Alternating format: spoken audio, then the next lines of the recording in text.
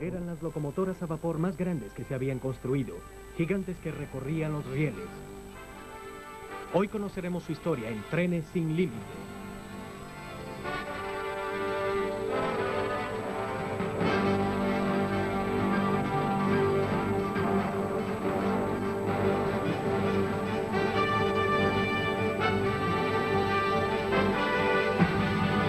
Trenes sin Límite.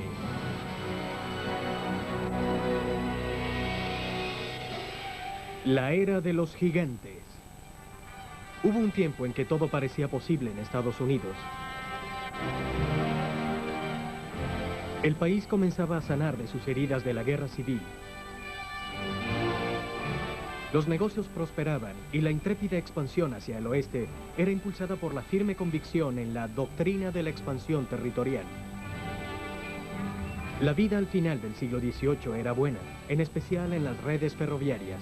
Se comenzaron a construir vías férreas con gran rapidez. Las rugientes locomotoras avanzaban a toda máquina y conectaban a los pueblos pequeños con las grandes ciudades. Cuando la oportunidad tocaba las puertas de Estados Unidos, casi siempre lo hacía por la vía del tren. For little kids growing up, there wasn't anything more exciting than seeing those locomotives pull into towns, big long trains. And what those locomotives pulled was all your communications, your newspapers, your packages, your mail, the food in your stores. It was the lifeline of every small town around America.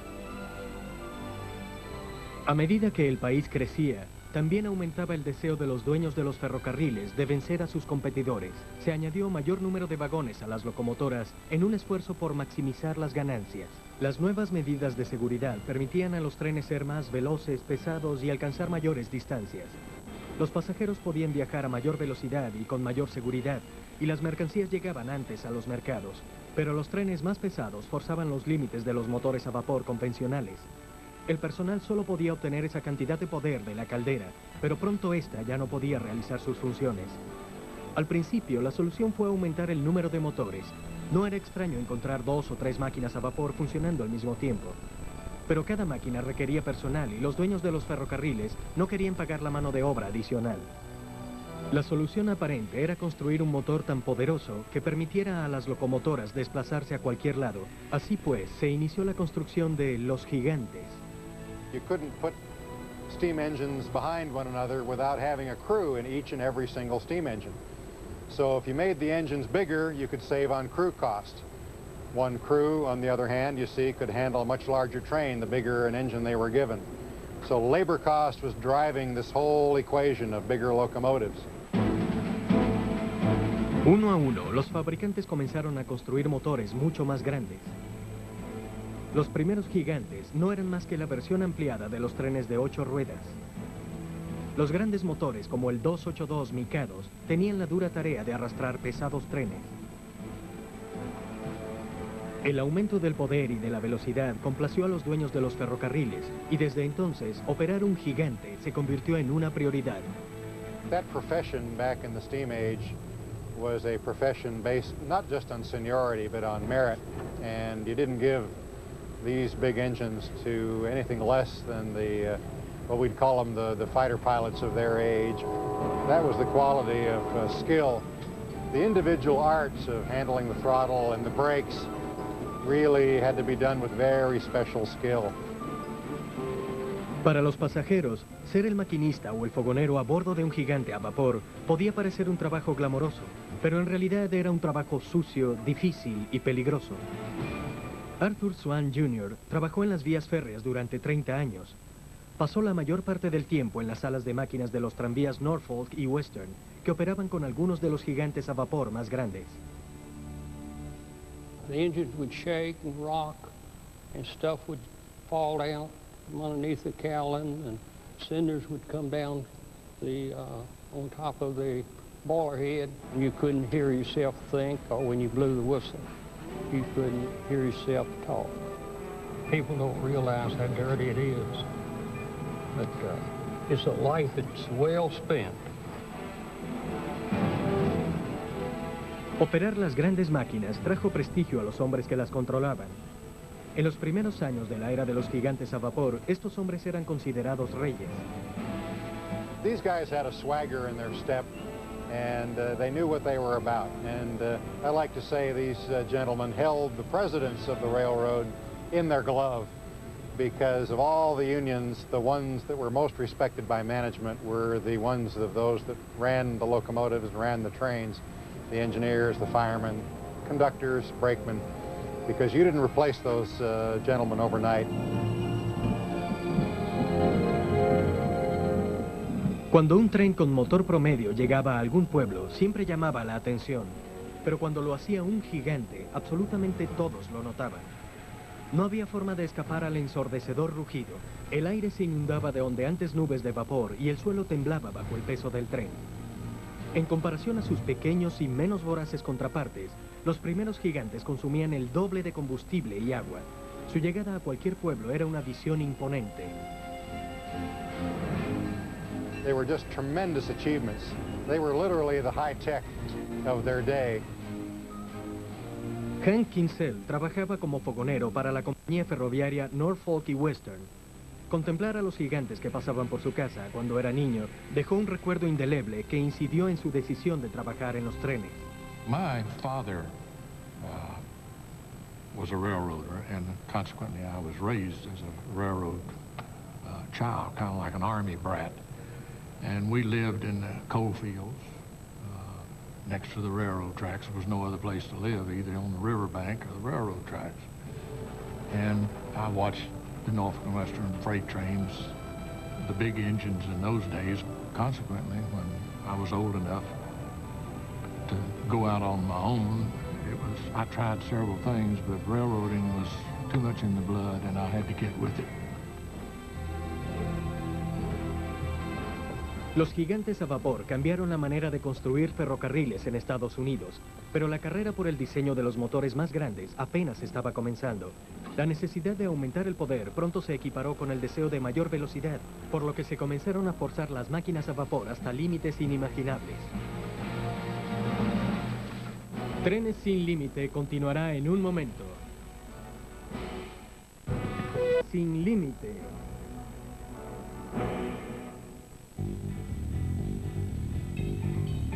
Mientras Estados Unidos continuaba su desenfrenado desarrollo hacia el siglo XX, las exigencias de las compañías ferroviarias para transportar pasajeros y mercancías se elevó significativamente. En consecuencia, las máquinas arrastraban trenes mucho más largos y pesados. Los gigantes a vapor aumentaron en tamaño y poder a medida que las redes ferroviarias buscaban una forma más económica de desplazar las pesadas cargas. Pronto las locomotoras de 8 ruedas dieron paso a las de 10 ruedas. Los modelos Atchison, Topeka y Santa Fe ganaron gran reconocimiento tanto por la canción de Judy Garland en la película Las Chicas Harvey como por su éxito en las vías férreas. Además fueron los primeros en utilizar la disposición de ruedas 2-10-2, llamada Santa Fe en su honor. Mientras mayor era el número de ruedas, mayor era el poder de tracción. La rígida estructura de la locomotora se hizo más larga para acomodar ruedas motrices adicionales, pero esto ocasionaba problemas en las curvas cerradas. En Europa, el francés Anatole Mallet diseñó una solución. Mallet era un joven diligente, graduado en la prestigiosa École Centrale de París, Universidad de Arte y Fabricación. Poco después de su graduación, en 1858, unió sus fuerzas con su compañero de estudios y famoso ingeniero estructural, Gustave Eiffel. Juntos construyeron un enorme puente ferroviario en Burdeos, Francia. La exitosa culminación del puente sirvió para introducir a Mallet al mundo de los trenes. En 1889, 30 años después, cuando la Torre Eiffel estaba consagrada, Mallet solucionó el problema de la estructura rígida al articular la estructura locomotora en el medio. Colocó ruedas motrices y cilindros en cada mitad. Esto permitía a las dos mitades trabajar de manera independiente.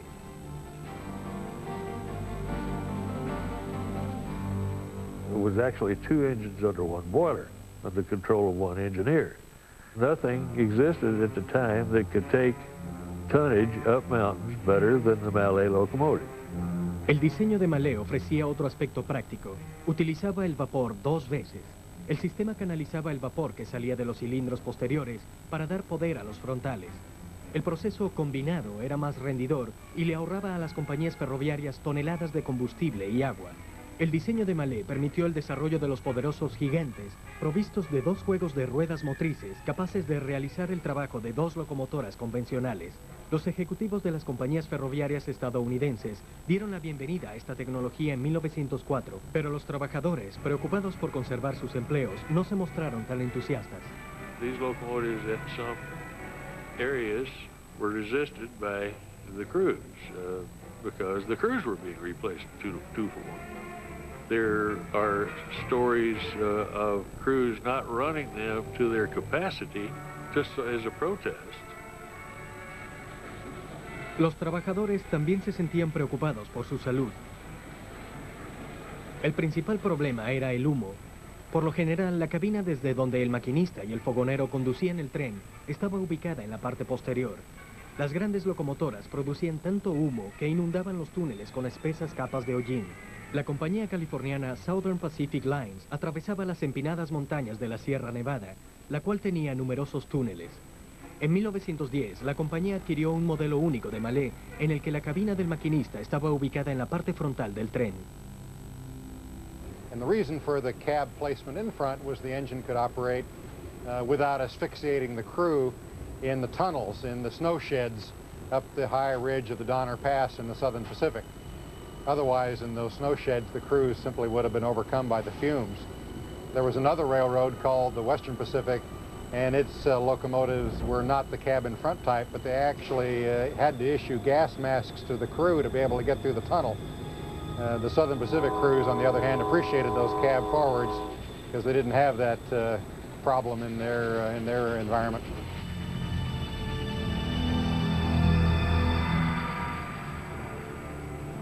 Los conductores de trenes eran hombres valientes, pero no estaban dispuestos a conducir en la vulnerable parte frontal de la locomotora.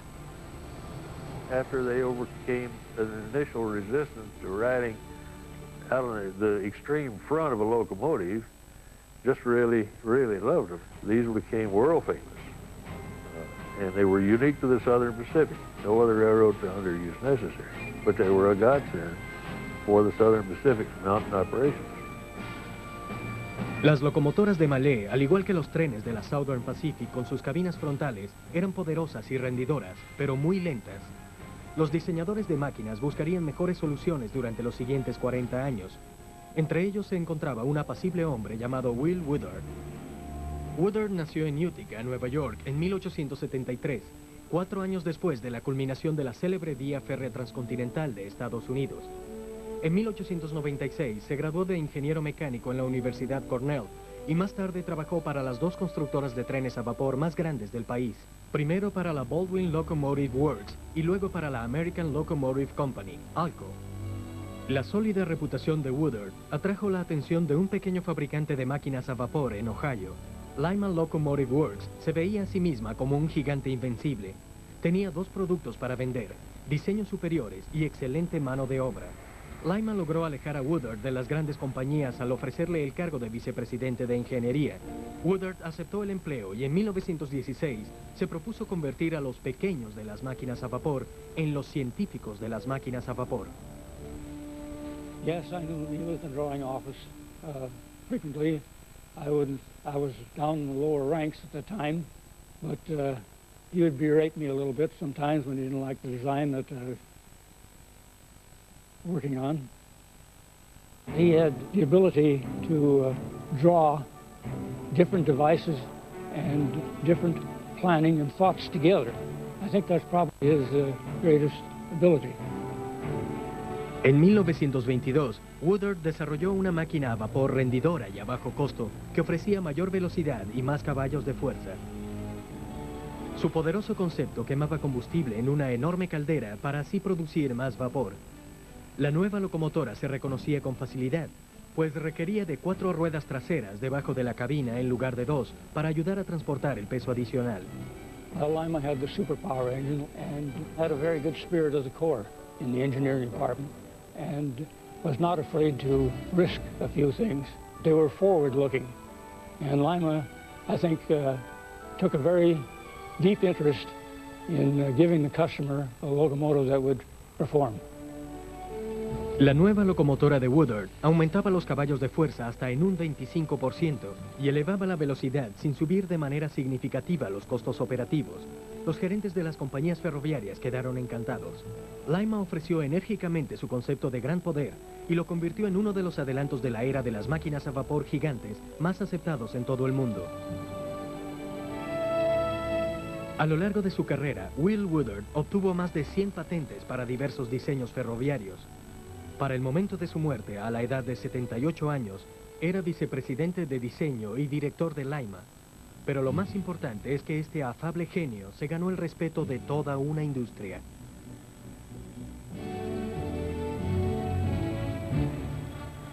Para 1930, el vapor era una fuente de energía de 200 años de antigüedad. Y la gran capacidad inventiva del siglo XX lo convirtió en la herramienta más productiva del mundo. Los gigantes a vapor representaron la culminación de 2 siglos de adelantos. These were engines of 70, 80, 90 feet long, well over 100, 120 feet with the tenders, and just unheard of in size. They were just tremendous achievements. Las compañías de trenes obtenían su dinero transportando mercancías y su reputación transportando pasajeros. En 1930, uno de los gigantes más veloces y populares que cargaba pasajeros era el 484 tipo Northern, una locomotora de gran poder. Los modelos Northern quemaban carbón y en una hora consumían suficiente combustible para calentar una casa de 2 pisos durante el invierno. Su ondeante humo era fácil de distinguir. Well, the big Northerns, what made it real different was the fact that it was a high-speed engine. Of course, when he got on a 800 with a passenger train, he went like a streak, which was great. Las locomotoras Northern eran hermosas.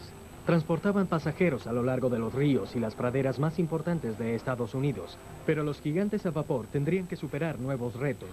Se necesitaba transportar innumerables toneladas de mercancía hacia las montañas más altas del país. Parecía que incluso los gigantes estaban a punto de alcanzar su límite. Trenes sin límite continuará en un momento. Límite.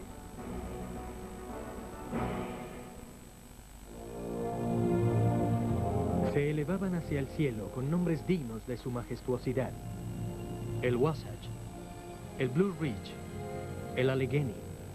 Las zonas montañosas constituyeron uno de los obstáculos más difíciles que las locomotoras de Estados Unidos tuvieron que vencer. Los enormes y afamados gigantes a vapor fueron construidos para conquistar las montañas. Las grandes inclinaciones, las curvas fuertes y el tiempo inclemente desafiaban los itinerarios de los trenes, la mano de obra y finalmente su productividad. Uno de los gerentes ferroviarios basó sus estrategias operativas en el tipo de carga que tenía que transportar. Los trenes cargados con carbón y mineral metálico literalmente se arrastrarían. Los vagones de mercancías debían moverse con mayor rapidez y los trenes de pasajeros tendrían que volar. Los itinerarios debían ser cumplidos, así como las estrictas ordenanzas del gobierno y del sindicato obrero. Las zonas montañosas requerían el uso de múltiples motores para manejar un tren sencillo y cada locomotora que arrastrara o empujara un vagón necesitaba la ayuda de 2 hombres. Operar una locomotora capaz de realizar el trabajo de 2 disminuía el costo del trabajo a la mitad. Poseer las locomotoras más grandes jamás construidas pudo haberle dado a las compañías ferroviarias el derecho a alardear, pero de lo que más presumían era del sentido económico de los gigantes a vapor. One of the great things about the steam era was the fact that each railroad had its own. There was very little standardization. It was very difficult for one engine, custom built for one railroad, to be entirely satisfactory on another railroad. But getting the people who had to use it on the other railroad to accept it would be something else. La Chesapeake y Ohio Railway era una compañía que insistía en diseñar locomotoras a su manera. La compañía C&O extendió su ruta de la bahía de Chesapeake en Virginia hasta el Valle Ohio e incluso más lejos. Estas vías férreas eran conocidas como George Washington, ya que el fundador de Estados Unidos ayudó a crear la red de vías y canales que la C&O reemplazaría con el tiempo. En los montes Apalaches, la industria del carbón proveía empleo a miles de familias. El transporte de carbón constituía la mayor fuente de ingreso de la compañía Chesapeake Ohio Railroad. Transportar de manera eficiente la carga de carbón de las minas al mercado era una prioridad. La CIO tenía asignado un número de locomotoras en el servicio de transporte de carbón, pero en 1940 deseaban modelos más grandes y mejores. La compañía Lima Locomotive Works ansiaba construir un modelo de locomotora basado en un diseño poco convencional, desarrollado por primera vez en 1928. Lima proposed a 212-6 locomotive. Its designer, Will Woodard, projected this as an improvement or an expansion of locomotives of the 210-4 wheel arrangement then in use. El diseño fue un fracaso, pero sirvió de inspiración al modelo de la locomotora articulada gigante. Se trataba de la locomotora 2666 tipo Allegheny. Medía más de 5 metros de alto, superaba los 38 metros de longitud, pesaba 352.900 kilogramos y desarrollaba casi 7.500 caballos de fuerza, la mayor potencia registrada para una locomotora a vapor a pistón.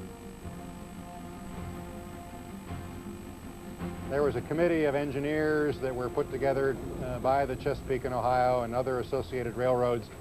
This committee knew that steam was dying. There'd be one last chance to set a world's record in terms of power. This committee set out that what they were going to accomplish was design the most horse-powerful locomotive they could to beat anything in sight in terms of horsepower and speed, and they succeeded. La Allegheny era una locomotora poderosa y hermosa, pero producía tanta controversia como humo. It stands today as one of the ultimate steam locomotives ever built, but for the railroad to put it to work hauling coal over its mountain at 18 miles an hour was a tremendous waste of performance. The locomotive capabilities were not being used in that service. The C&O, in my opinion, never really had a job that locomotive could do. Para empeorar las cosas, se descubrió que la compañía Lima había falseado el peso de las primeras locomotoras Allegheny. El personal recibía su paga de acuerdo con el peso de las ruedas motrices de la locomotora. Se descubrió que las Allegheny eran más pesadas de lo que se aseguró al principio. Los maquinistas y fogoneros vieron el error de cálculo como un ataque a su medio de subsistencia. En 1944, la compañía CIO demandó a Lima, la cual se vio forzada a pagar miles de dólares en retroactivos a los trabajadores ferroviarios. Lima debió pagar más de $3 millones por la pérdida de la demanda, sin mencionar la pérdida de su orgullo. La mayor compañía ferroviaria se convirtió en un fracaso. Las locomotoras cargadas de carbón, como las Allegheny, se abrían paso a través de las montañas del este. En los estados occidentales, otra clase de gigantes a vapor dominaba las montañas y cañones de Wyoming y Utah. La compañía Union Pacific Railroad de Omaha construyó la parte este de la vía férrea transnacional y es la única gran línea ferroviaria de Estados Unidos que nunca ha cambiado su nombre. La compañía Union Pacific siempre adoró las grandes máquinas y en 1936 adquirió 40 locomotoras 4664 tipo Challenger de la compañía Alco. Este tipo de trenes de articulación sencilla utilizaba el vapor que salía directamente de la caldera para operar sus 4 cilindros. Aunque más costosas, estas locomotoras eran mucho más veloces que las máquinas combinadas de Mallet. Durante la Segunda Guerra Mundial, la Union Pacific le pidió a Alco que expandiera el diseño de sus máquinas y que agregara 2 pares de ruedas motrices adicionales. Alco la complació. Las nuevas locomotoras fueron construidas en Nueva York. Cierto día, un trabajador de Alco escribió "gigante" en una de las cajas de humo de una de las máquinas, y el nombre gustó. Entre 1941 y 1944, la Union Pacific recibió 25 locomotoras 4884 tipo gigante, cuyo nombre oficial era tipo 4000. La Union Pacific era la única compañía ferroviaria que operaba estos monstruos. The engines were getting up to the absolute limit in dimensions and in weight particularly. On the Union Pacific, in order to run the big boys, they actually had to straighten out some curves. They had to remove some restrictions and bridges and tunnels. They actually had to separate double track that was adjacent so the engines wouldn't hit each other on curves. Las Gigante hacían honor a su nombre, Medían 5 metros de alto, 40 metros de longitud y pesaban 350.300 kilogramos. Se dice que estas locomotoras eran capaces de arrastrar trenes de 8 kilómetros de largo en un terreno plano. Las gigantes eran las máquinas más enormes que surcaban las vías férreas del oeste y podían intimidar a cualquiera, en especial a un joven y nuevo empleado ferroviario. I was right out of high school at the time.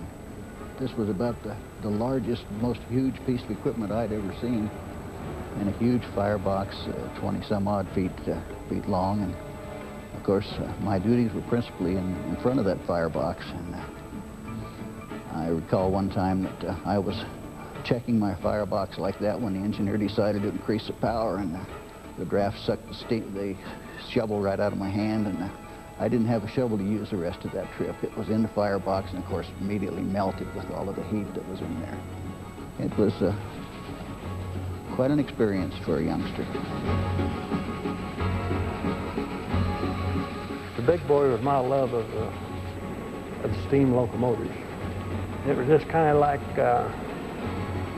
music. You hear that exhaust coming from the stack. We used to say that 4,000, when you're going uphill with it, it'd say, come along, come along, come along, come along. And you felt like you had muscle under you when you were on that 4,000. A diferencia de las Allegheny, utilizadas con frecuencia en el lento servicio de transporte de carbón, las gigantes llevaban mercancías de transporte rápido por peligrosas pendientes. Esto les permitía alcanzar el máximo poder. The thing about the big boy was that it was designed for high-speed, heavy freight service, and that's the way it was used. We had a locomotive that we said could pull 100 cars up the Wasatch, and it did, repeatedly every day. In overall terms, in terms of its physical size, its weight, its appearance, and its performance, nobody beat it. Tanto las gigantes como las Allegheny fueron consideradas las locomotoras a vapor más grandes que se hayan construido, y ambas tenían miles de admiradores. Part of the allure of the big boy is the fact that it had 16 driving wheels and all these leading and trailing wheels, and that the whole package was put together in such an attractive manner. It was good and it looked good. There are people that say the big boy was better than the Allegheny, but they never ran in comparable service and never competed against each other, so this is another thing that we'll never know. But it is an interesting issue to contemplate. En 1950, los limpios y económicos motores diésel reemplazaron a las locomotoras a vapor. A pesar de los notables adelantos que aportaron Anatole Mallet y Will Woodard, los días de los ferrocarriles gigantes estaban contados. Pero hubo una compañía que se negó a dejar extinguir las calderas de sus locomotoras a vapor. Fue así como los gigantes dieron su última gran batalla.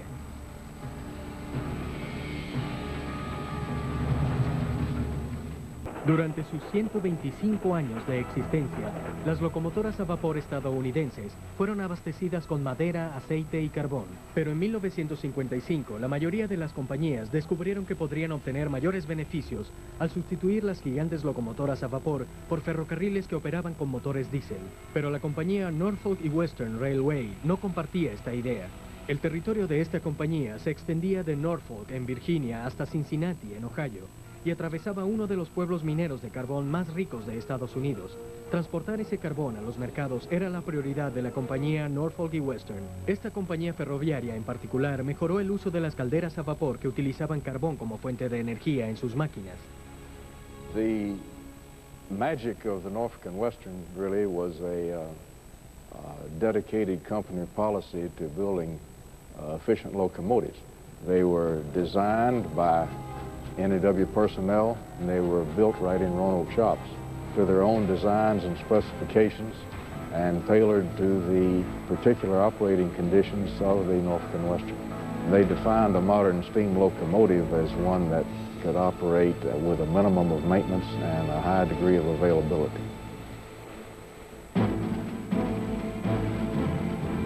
La NIW operaba con trenes a carbón de velocidad lenta, trenes de mercancías de transporte rápido y servicio veloz de transporte de pasajeros. La NIW perfeccionó un tipo de máquina para cada tarea requerida. As far as I'm concerned, the Norfolk Western has built 3 of the best locomotives in the world. They're all simplified and powerful locomotives. They will haul and they will run and they'll do almost anything you want them to do. Economical too. We had hills and we had mountains, but we could run. El primer modelo de locomotora capaz de transportar gran tonelaje fue el 2882 tipo Y.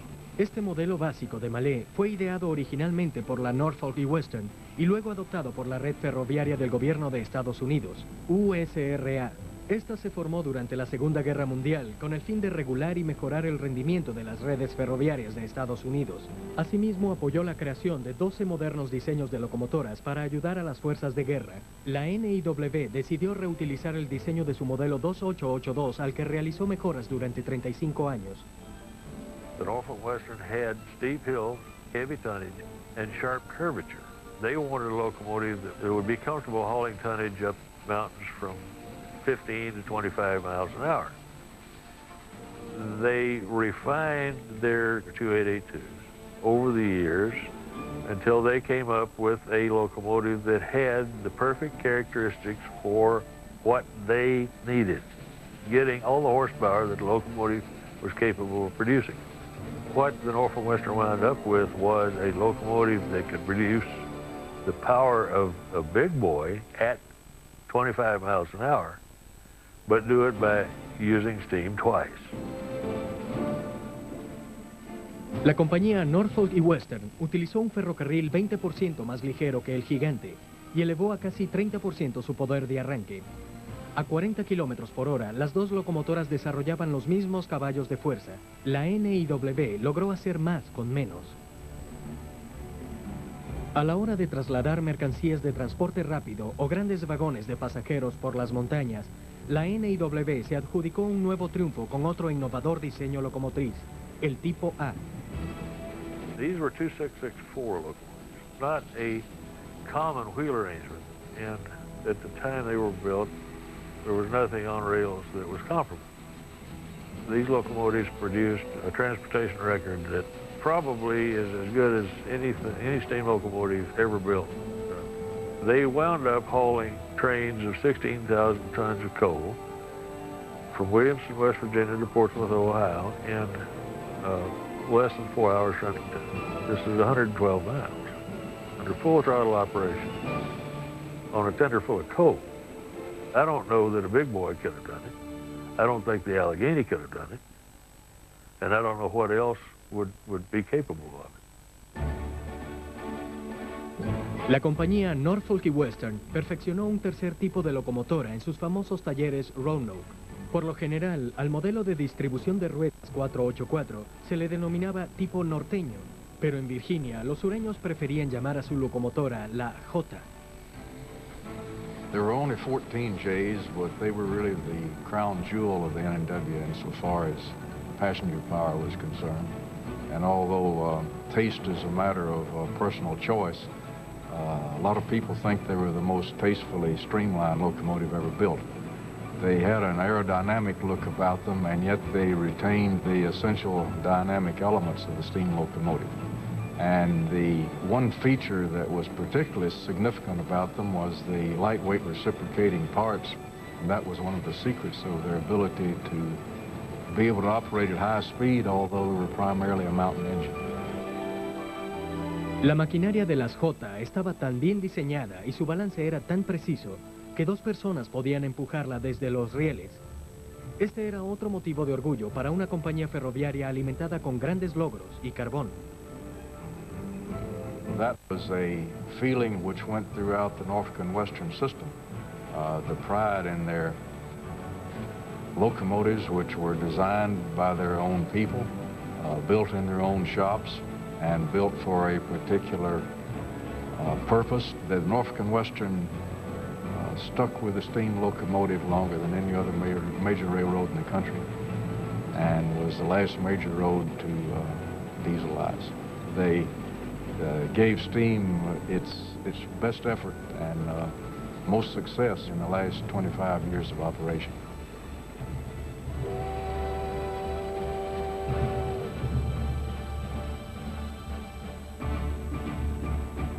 People loved the Norfolk and Western. All the employees, you never found a sawhead, never one of them. They all loved their jobs, and they loved the railroads, and they treated the railroad as their own personal property. El fotógrafo comercial O. Winston Link adoraba los gigantes a vapor de la Norfolk y Western. Link comenzó su carrera en Nueva York y con el tiempo combinó la fotografía con su fascinación infantil por los trenes. Las fotografías únicas de las locomotoras a vapor obtuvieron renombre tanto en el medio ferroviario como en el mundo del arte. La inminente llegada de la era del motor diésel en los 50 lo impulsó a documentar el ocaso de las locomotoras a vapor de la Norfolk y Western. I was seeing headlines in magazines and newspapers that one railroad after another had lost steam, so I decided I had to do something. I was being forced into it. And Norfolk and Western was the only one left that's 100% steam. When I started work there in 1955, I had 450 steam engines to work with of all different classes. It was paradise for a photographer, for anyone that loves steam engines. There's just nothing you could ask for them better than that.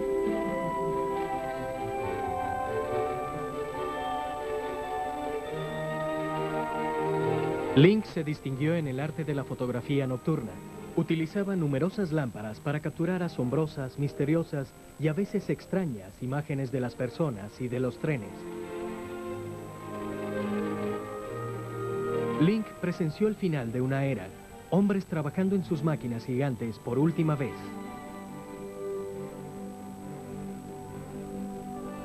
Everybody liked the railroad and they all depended on it. They loved it. They went out right outside their house, just with a few feet of their living room.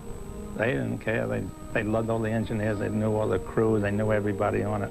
Steam engines held the place together, and everybody loved them. And they loved the railroad. I regret that I wasn't able to spend more time in the locomotive shop, where you see the machinery that was used to make a locomotive. The other thing that I would like to have done would have worked with the mechanical engineers that did the design work on a lot of the work that went into these steam engines, because they were geniuses. Después de años de basar sus operaciones en las máquinas a vapor alimentadas con carbón, incluso la compañía Norfolk y Western se vio obligada a admitir la superioridad económica de las locomotoras de motor diésel. En 1960, la NIW detuvo la última locomotora a vapor que operaba regularmente en Estados Unidos. It's probably an ironic bit of history that some of the last duty performed by these huge locomotives very often was pulling coal, the very fuel that they burned. There's a line from Shakespeare, I think, which sums it up pretty well, and that is a line about being consumed by that which it was nourished by. And very literally, the steam locomotive was doing just that. Las máquinas a vapor se desvanecieron, llevándose consigo el medio de subsistencia de los hombres y mujeres que las construyeron y manejaron. Enfrentar la pérdida sería el reto más grande de los empleados ferroviarios. Trenes sin límite continuará en un momento. Trenes sin límite.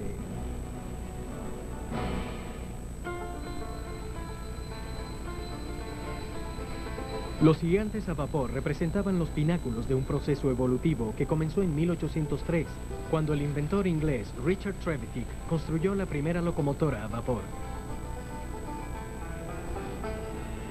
Los motores diésel cambiaron las reglas 150 años más tarde. A diferencia de los gigantes a vapor, que eran construidos a mano, que requerían trabajo intenso y que consumían grandes cantidades de agua, las máquinas diésel eran producidas en serie, resultaban más económicas y solo necesitaban el agua que bebía el personal. En 1960, la versatilidad del diésel y el rendimiento de los costos lograron sacar a las máquinas a vapor de las vías férreas de Estados Unidos. Miles de hombres perdieron sus empleos. De la noche a la mañana, los fundidores y los caldereros ya no tenían nada que construir o reparar. It was hard on a lot of people. You take somebody that had started out as an apprentice boy, an apprentice boilermaker, had honed his skills during his apprenticeship, which would be 3 to 5 years, and had then become a Boilermaker and had worked nights and had worked weekends and had endured furloughs and layoffs and things like that, and worked his way up pretty close to the top of the seniority roster, and then one day he's laid off for good because the boilers are gone, so they don't need him anymore. Sociologically, that had to be terrible. I was a pipe fitter, and there was about 10 miles of pipe on those big locomotives, and every time I cut the branch pipes off and steam pipes, the injectors and the water pumps, and oh, this is a shame. Cut them up, cut all that stuff up. And we worked on them for years, you know, and they made our living for us. And we just hated to see it happen. Los maquinistas y los fogoneros corrieron con más suerte que el resto de los empleados, pues lograron conservar su trabajo. Fueron entrenados para operar las nuevas locomotoras, aunque no era lo mismo. When the diesels started to come, I had a regular job of firing, and I thought I'd never be cut off. And the diesels took my job away from me for several years. The first diesels were just something that you really didn't want around. People that made these steam locomotives go were a different breed of animal than the people that make diesels go. It's a characteristic of the machine. The diesel locomotive is like an automobile. If you floorboard an automobile, you're going to automatically get all the power that the engine can give you. If you put a diesel locomotive in full throttle, you're going to get all the power that that diesel can give you. But it wasn't necessarily so with a steam locomotive. A fellow that was going to get the most out of a steam locomotive had to have a feel for the machine and had to have an ear for the way the machine was responding through its exhaust. He had to literally be more of an engineer than a fellow did with the diesel. Conducir un gigante a vapor era un arte que estaba a punto de olvidarse. Solo los empleados ferroviarios que nacieron antes de la Segunda Guerra Mundial sabían lo difícil que era. Vernon L. Smith comenzó a trabajar con las locomotoras en las minas de hierro de Minnesota en 1928, a la edad de 16 años. Su carrera en el mundo ferroviario se extendió por 50 años. Entre los logros que le producen mayor orgullo está el haber sido ingeniero de diseño. Smith literalmente dio vida a los gigantes a vapor. The locomotive that I felt very strongly to was 3752, which was rebuilt on the Santa Fe and can be considered the last steam locomotive built on the system. I was given a job to do all the engineering. She was finished on February 4th, 1948, a bitterly cold day. We weighed the engine and we took her out to the engine house, and she was fired up. And my wife came out with two boys to see the engine, Dad's engine. And I felt very strongly about it. Smith compartió sus experiencias en un libro basado en su vida laboral titulado Las locomotoras de un hombre. En la portada del ejemplar se aprecia la pintura de su gigante a vapor Santa Fe número 3752, pintada por un hombre que heredó la pasión de Vernon por la excelencia manual, su hijo. Era difícil permanecer indiferente ante un gigante a vapor. Su estruendo y su espeso humo enfurecían a aquellos que tendían su ropa al sol o a los que dormían profundamente. Pero para muchos otros, el silbato del maquinista y el atronador rugido de la locomotora eran hipnotizantes, aceleraban el corazón. Los estruendosos gigantes a vapor crearon mundos llenos de maravillas en la imaginación de los admiradores de los trenes, los historiadores y los soñadores. Any railroad was identifiable by its power, more than it was by its day coaches or its signals or anything else. It is not the same since diesels. All the diesels may be painted differently, but underneath the paint, there's not that much difference between them. Not to us old diehards. There isn't.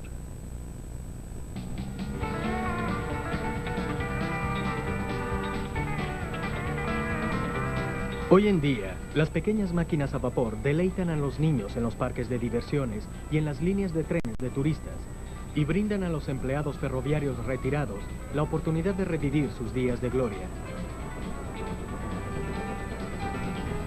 En la actualidad, solo existe un número reducido de gigantes a vapor modelo 484 que de vez en cuando realizan alguna excursión veraniega o participan en alguna película de Hollywood.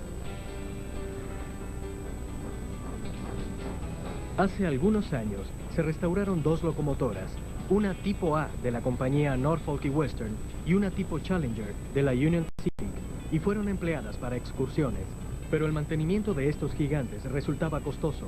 Actualmente, ambas permanecen detenidas en espera de que sus dueños decidan qué hacer con las dos grandes reliquias operativas de los años dorados de las locomotoras a vapor.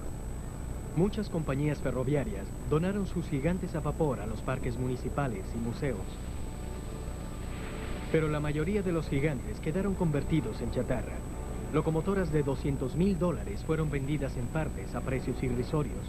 En ese entonces, eso significaba progreso. Pero para aquellos que amaban a los gigantes, representó el fin de una era y de una forma de vida. Su fuego se apagó hace décadas, pero la memoria de sus años dorados continúa viva. Las generaciones futuras pueden contemplar los restos de estas increíbles locomotoras y darse cuenta de que no hace mucho tiempo las vías férreas constituían el dominio de los gigantes a vapor.